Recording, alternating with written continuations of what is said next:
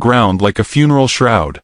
The logs of the cabin groaned in the cold, and outside, a man stood bare-chested, his breath fogging like smoke against the hard sky. Talon's axe came down again and again into the frozen pine, splitting it in two with steady rhythm. Steam rose from his skin despite the bitter bite of the storm, his broad shoulders carrying scars older than most men's tempers. He worked without a word, without a glance toward the horizon, as though the wilderness was the only audience he trusted. It was Maya who heard the crunch first, the faint sound of steps where no steps should be. She sat inside, bundled in quilts too big for her 5-year frame, pressing her nose against the frosted glass. Her dark eyes widened as a small figure stumbled through the drifts, shawl clutched tight, head bent against the gale.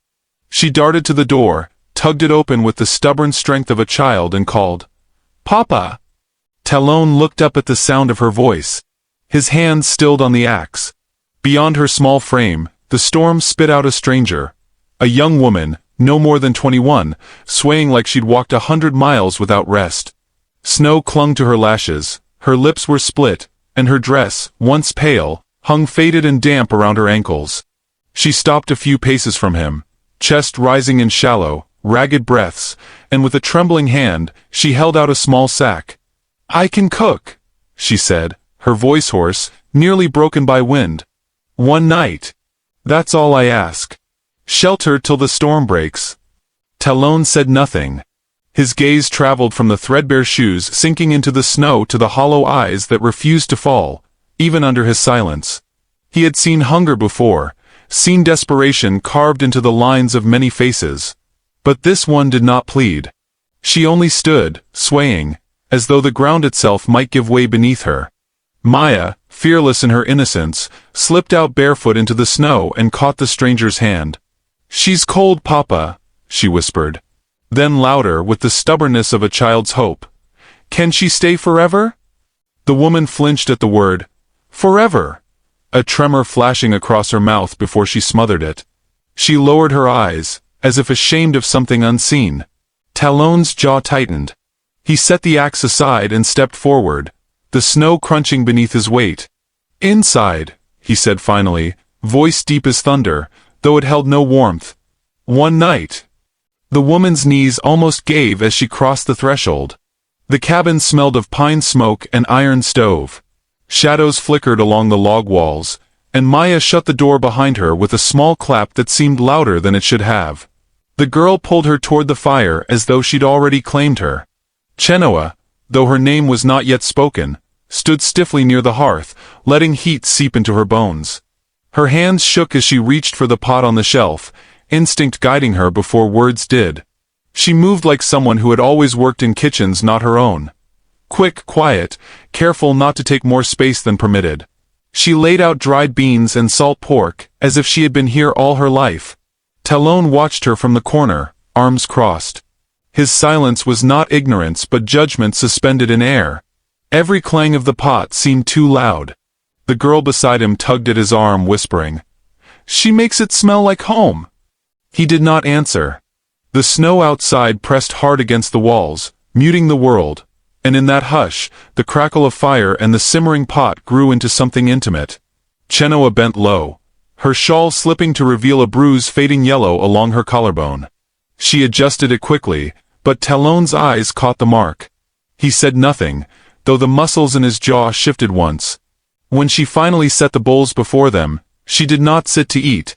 She stood, hands folded, gaze lowered, as though waiting to be dismissed.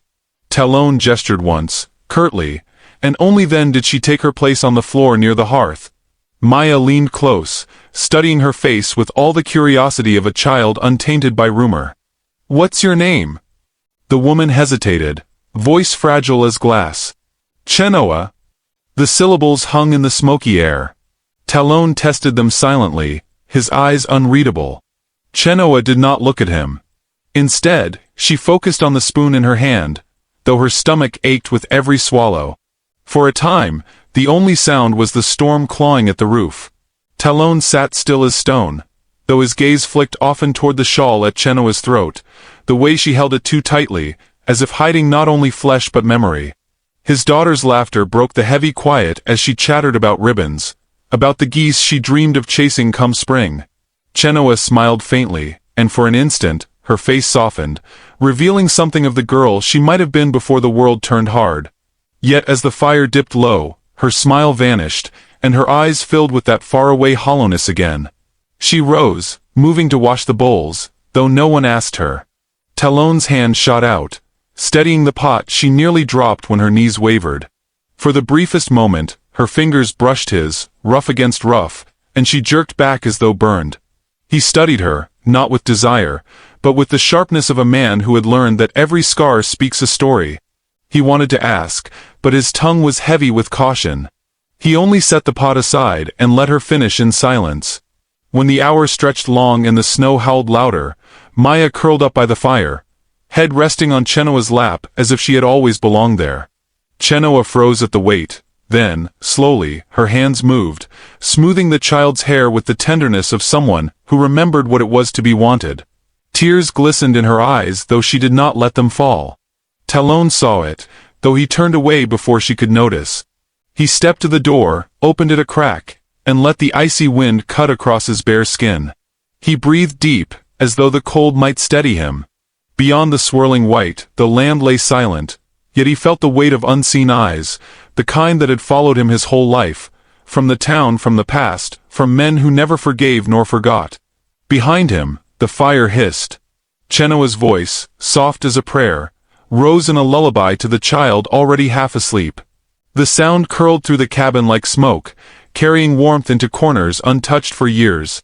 Talon closed the door slowly, his shadow stretching long across the floor. He leaned the axe by the wall, but his stance was still that of a man ready for battle. He did not trust the sudden gentleness, did not trust what lingered in the girl's bruised silence, nor what his daughter's heart demanded. Outside, the storm pressed harder, as if sealing them together in that cabin with no escape. And then came the sound, faint but certain. A heavy knock at the door, low and deliberate, carrying through the timber like a warning. The knock carried through the timber, low and steady, as though the storm itself had hands. Talon rose from where he had stood watching the fire, his body taut, every muscle braced as if the night had finally called his name. Chenoa stiffened, one arm instinctively pulling the sleeping child closer against her lap, her shawl clutched tight. The flames threw nervous light across the cabin walls, and the wind seemed to hush, waiting. Talon opened the door with measured strength, and the gust of snow spun inward, biting like knives. A neighbor stood there, Sheriff Calder, his hat rimmed with frost, his breath a cloud in the bitter air. He squinted past Talon's frame and found her at once, the stranger by the fire. His mouth pressed thin. "You've taken in company," Calder said, his tone too calm to be casual. "Town's already talking." Talon's eyes narrowed. Storm's no place for a woman to wander. The sheriff's gaze lingered on Chenoa. She lowered her head, yet the shame weighed on her like chains. His words carried the edge of town gossip, of whispers sharper than any knife. Men say she left her last place in disgrace, that she ain't fit for decent homes. They'll wonder why she sits in yours. Chenoa's cheeks burned though no fire touched them. She wished she could shrink into the wood itself. Calder's words echoed the voices she had fled. Clara Finch hissing in the mercantile, Elias Boone's laugh booming through the saloon, the verdicts passed by lips that never cared for truth. "Used up," Clara had spat once, loud enough for all to hear. Marked, like a dress too worn for Sunday service. The memory scalded her even now. Talon's jaw tightened. His silence was not agreement but resistance, yet silence allowed rumor to grow. Calder adjusted his hat, sighing. "Keep her if you will. But snow melts, and when it does, tongues sharpen. You've been judged before, Talon. Folks won't soften now." The door closed with a thud. The sheriff's boots faded into the storm. Still, the damage remained, his words echoing against the logs.